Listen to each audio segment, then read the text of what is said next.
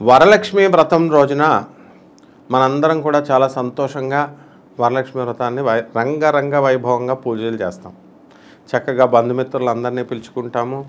రకరకాల నైవేద్యాలు, రకరకాల వాయనాలు ఇవన్నీ కూడా ఇస్తాం. అయితే వరలక్ష్మి వ్రతం ఎన్ని రకాలుగా ఎంత చక్కగా పూజలు చేసినప్పటికీ కూడా ఆ మర్నాడు ఏం చేయాలి అన్నది చాలామందికి తెలియదు. వరలక్ష్మి అమ్మవారి యొక్క వ్రత కథలో చారుమతి అనే ఆమె పాతివ్రత్య ధర్మాన్ని మెచ్చుకున్న తర్వాత అమ్మవారు మహాలక్ష్మి తల్లి ఈ విధంగా చేయని చెప్పి ఆ వ్రతంలో చెప్తుందనమాట. ఇక్కడ చారుమతి అంటే ఎవరో ఒక ఆడావిడిలాగా ఆవిడకి ఏదో కల్లో కనబడినట్టు కాదు. ఆ చారుమతి అంటే మనమే అన్నమాట. షట్ అంటే మంచి, మతి అంటే ఆలోచనలు కలిగింది. కాబట్టి మంచి ఆలోచనలతో ఎవరైతే భర్తతో పాతివ్రత్య ధర్మాలని పాటిస్తూ ఉన్నారో, అలాగే పూజలు పునస్కారాలు చేసుకుంటూ పతిసేవే ఇదిగా ఉన్నారో, పాతివ్రత్య ధర్మాలు ఏవైతే చెప్పి ఉన్నారో అటువంటి వాళ్ళంటే మహాలక్ష్మి తల్లికి అమ్మవారికి ఇష్టము. వాళ్ళు ప్రత్యేకించి ఏ పూజలు పునస్కారాలు చేయకపోయినా సరే ఆమె వరాలు ఇస్తుంది అని చెప్పారు వ్రత కథలో. బాగుంది. ఇక అటువంటి వారిపైన అమ్మవారి కరుణ కలిగి అమ్మవారు ఇలా చేసుకో, ఎక్కడ ఈ యొక్క శ్రావణ మాసంలో పౌర్ణమి రోజున తిథికి ముందు వచ్చేటటువంటి శుక్రవారం నాడు నువ్వు కనుక పూజ చేసినట్లయితే మరి అటువంటి ఆవిడికి మనకి ఈ వరలక్ష్మి వ్రతం ఫలితాన్ని నేను ఇస్తాను, మహాలక్ష్మి సంతోషిస్తుందని చెప్పింది. బాగుంది. ఆ రోజున మనం చక్కగా కలశం పెడతాము. కలశం పెట్టి ఈ పూజలు పునస్కారాలు అన్నీ కూడా మనం వ్రతకథ అంతా చేస్తాం. ఆ మర్నాడు ఏం చేయాలి అనేది ముఖ్యంగా తెలుసుకోవాలి. ఈ ఒక్కటి కనుక మీరు చేయకపోతే అంతకు ముందు రోజున కనుక మీరు చేసినటువంటి ఈ వరలక్ష్మి వ్రత ఫలితం కూడా మీకు రాదనమాట.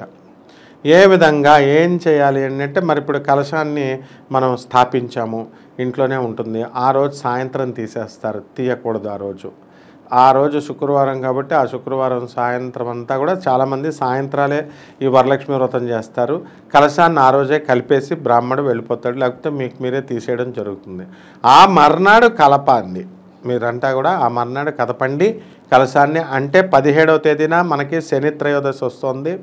మరి ఆ రోజున మర్నాడు ఈ కలశాన్ని కదిపిన తర్వాత అక్కడ పెట్టినటువంటి బియ్యాన్నంతటినీ కూడా మూటకట్టి మరి చక్కగా పంతులు గారికి ఇచ్చేసేయండి. ఆ ఆకులు వక్కలు, దాని మీద ఉన్నటువంటి డబ్బులు, పసుపు కొమ్ములు ఇవన్నీ కూడా ఆ రోజు శుక్రవారం అవడం వల్ల మీరు చక్కగా ఆ రోజు పూజలు చేసుకున్న తర్వాత నైవేద్యాలు ఇవన్నీ కూడా ఉన్నాయి కదా, వాయినాలు అవన్నీ ఆ రోజు ఇస్తారు. ఆ రోజు ఇవ్వలేనటువంటి వాళ్ళు ఎవరైతే ఉన్నాడో మర్నాడు చక్కగా ఆ వాయన దానాల్ని మీరు చక్కగా అందరికీ కూడా పంచండి. పంచిన తర్వాత మీరు చక్కగా ఈ దేవాలయానికి వెళ్ళి మహాలక్ష్మి అమ్మవారి యొక్క దేవాలయానికి వెళ్ళి మీరు చక్కగా దర్శనం చేసుకోవాలా. అంతేకాదు వరలక్ష్మి వ్రతం యొక్క ఫలితము మరొక రోజు కూడా ప్రభావం ఉంటుంది. ఆ రోజు కూడా బ్రహ్మచర్యాన్ని పాటించాలా. ఎవరైతే భార్యాభర్తలు ఇద్దరు ఉన్నారో వారికి కలిసి నిద్రించరాదు. కాబట్టి 3 రోజులు, ఇప్పుడు మనం గృహప్రవేశం చేసామనుకోండి, 3 రోజులు నిద్ర చేస్తాం ఆ ఇంట్లో, ఇద్దరు కూడా బ్రహ్మచర్యంతో పాటిస్తాం. ఆ విధంగా వరలక్ష్మి అమ్మవారి యొక్క పూజ చేసినప్పుడు ఆ ముందు రోజు, ఆ రోజు, ఆ మర్నాడు రోజు కూడా బ్రహ్మచర్యాన్ని అవలంబించాలి. ఏ విధంగా అయితే రాఖీ పౌర్ణమి రోజున శనీశ్వరుడి సోదరి అయినటువంటి భద్ర అమ్మవారి యొక్క ప్రభావము ఆ రాఖీ పండగ రోజున ఉదయం 12:30 గంటలు ఉన్నప్పటికీ కూడా ఇంకొక గంట పాటు దాని ప్రభావం ఉంటుంది. ఆ 12:30 దాకా కూడా భద్రశీల ముహూర్తంలో ఉంటుంది, ఇంకొక గంట దాని ప్రభావం ఉంటుంది. కాబట్టి మనం ఆ 1:30 తర్వాత రాఖీ కట్టండి అని మనం చెప్పడం జరిగింది.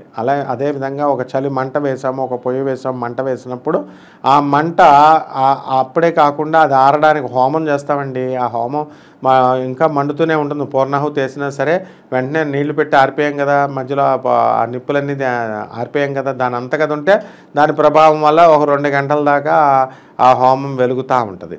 కాబట్టి ఆ విధంగా అంటే అగ్ని యొక్క ప్రభావం, అగ్ని యొక్క వేడి ఏ విధంగా అయితే ఇంకొక గంట 2 గంటలు ఉంటుందో ఆ విధంగా మనకి చక్కగా దీని ప్రభావం వరలక్ష్మి వ్రత ప్రభావం మర్నాడు కూడా ఉంటుంది. ఆ రోజు వాయన దానాలు ఇవ్వనటువంటి వాళ్ళు మర్నాడు ఇవ్వండి. అలాగే పసుపు చక్కగా రాసి కాళ్ళకి ఆ శనగల దానము అనేటటువంటిది అందరికీ కూడా మనం ఇవ్వడం అనేటటువంటిది జరుగుతుంది.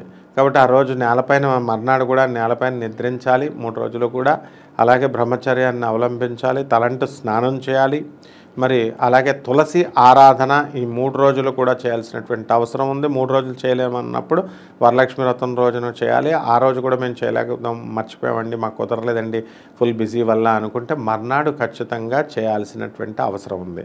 ఆ మర్నాడు మనకి శని త్రయోదశి వచ్చింది 17వ తేదీన. మనకి పూర్వాషాఢ నక్షత్రం ఉంది ఆ రోజు. మరి ఆ రోజు శనికి మీరు దేవాలయానికి వెళ్ళి చక్కగా శనీశ్వరుడికి దేవాలయం చుట్టూ తిరుగుతూ ప్రదక్షిణలు చేసుకుంటూ శనీశ్వరుడికి తైలాభిషేకాన్ని మీ చేతులతో ఓం శనీశ్వరాయ నమః అనే మంత్రంతో మీరు వెయ్యాలి. అలా వేసినప్పుడు మీకు ఆ యొక్క దారిద్ర దేవత, జ్యేష్ఠ దేవత మరి ఆమె వెళ్ళిపోవడం అనేటటువంటిది మీ జీవితంలో నుంచి జరుగుతుంది.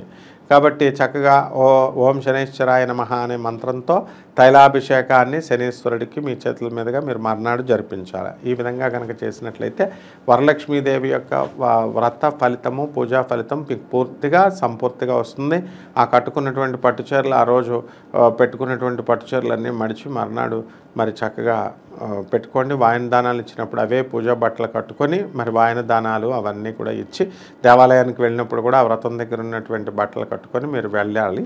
ఈ వరలక్ష్మి వ్రతం మనము ఎంతో భక్తి ప్రపత్తులతో చేసుకున్నాం, బాగుంది. మరి ఆ రోజున హడావిడిగా ఉన్నాం కాబట్టి మనం అమ్మవారి యొక్క వ్రత కథ చదివేస్తాము, అష్టోత్తరంతో మాత్రం మనం చేస్తాం. ఆ రోజు మనకి బంధుమిత్రులందరినీ పిలుచుకుంటారు. ఈ వంటలు, పిండి వంటలు ఇవన్నీ వండుతూ చాలా టైం పడుతుంది కదా మీకు. కాబట్టి శ్రమతో కూడినటువంటి ఆరాధన. కాబట్టి మర్నాడు మీరు ఖాళీగా ఉంటారు కాబట్టి మహాలక్ష్మి యొక్క స్తోత్రాల్ని నమస్తేస్తు మహామాయే శ్రీపీఠే వరపూజితే ఇలా అమ్మవారి యొక్క స్తోత్రాల్ని, మహాలక్ష్మి సహస్రాన్ని, ఈ పూజలతో పాటు కనకధార స్తోత్రాలని మనం ఈ యొక్క శంకరాచార్యుల వారు ఆ కనకధారాస్తవం ఆ పేద బ్రాహ్మణులని ఆశీర్వదించడానికి, అనుగ్రహించడానికి మహాలక్ష్మీదేవి మీద రాసినటువంటి ఆయన స్తుతించినటువంటి కనకధారా స్తవాన్ని మనం పారాయణ చేయడం ద్వారా అద్భుతమైనటువంటి ఫలితాలు మనకు మర్నాడు వస్తాయి. మహాలక్ష్మి అమ్మవారి యొక్క కుంకుమార్చన చేయండి. అలాగే తులసీదేవి యొక్క ఆరాధన ఆ మర్నాడు చేయండి. అలాగే నైవేద్యాలు ఆ ముందు రోజు మీరు తెగ నైవేద్యాలు పెట్టారు, మరి ఇక ఏమైనా బాకీ మీరు పెట్టాలనుకున్నటువంటి నైవేద్యాలు కనుక మిగిలిపోతే మరి ఈ రోజున ఆ నైవేద్యాలు పెట్టండి. అలాగే మనం మహాలక్ష్మీదేవి తల్లి యొక్క ఫోటోని మనం కుర్చీలో అక్కడ పెట్టుకొని అమ్మవారి చుట్టూ 108 ప్రదక్షిణాలు ఆ మర్నాడు చేయండి. అలాగే ఈ యొక్క మంత్రం ఓం శ్రీం మహాలక్ష్మీ నమః అనే మహామంత్రాన్ని లేదా ఓం మహాలక్ష్మీ నమః అనే మంత్రంతో, లేదా అల్టిమేట్ మంత్రం ఏంటంటే ఓం శ్రీం హ్రీం శ్రీం కమలే కమలాలయే ప్రసీద ప్రసీద శ్రీం హ్రీం శ్రీం ఓం మహాలక్ష్మీ నమః అనే మహామంత్రంతో, మహాలక్ష్మి మంత్రంతో మీరు కనుక 1008 సార్లు మర్నాడు జపించినట్లయితే మీకు సంపూర్ణమైనటువంటి వరలక్ష్మి యొక్క వ్రతం యొక్క ఫలితం లభిస్తుంది. ఈ విధంగా చేసుకోండి, బ్రహ్మాండంగా ఉంటుంది. శుభమస్తు.